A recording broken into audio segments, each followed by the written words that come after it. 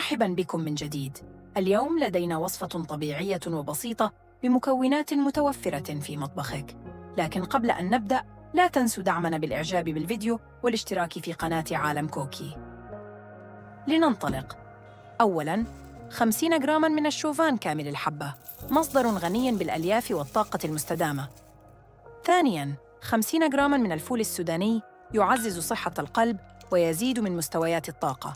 ثالثاً، ملعقة صغيرة من بذور الشيا، غنية بالأوميغا 3، تدعم صحة القلب والمفاصل.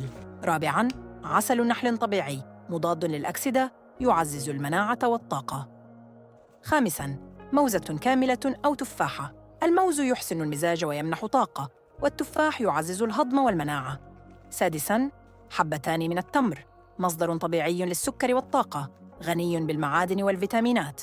سابعاً، 100 مللتر من الحليب كامل الدسم، غني بالكالسيوم والبروتين، يقوي العظام والعضلات. ثامناً، نكهة مثل الفانيليا أو الكاكاو، تضيف طعماً لذيذاً، والكاكاو غني بمضادات الأكسدة. تاسعاً، ملعقة من جوزة الهند، تدعم صحة الدماغ وتعزز المناعة. نخلط جميع المكونات جيداً، نترك الخليط في الثلاجة لمدة نصف ساعة. يتم تناوله يومياً لفوائده الصحية المتكاملة.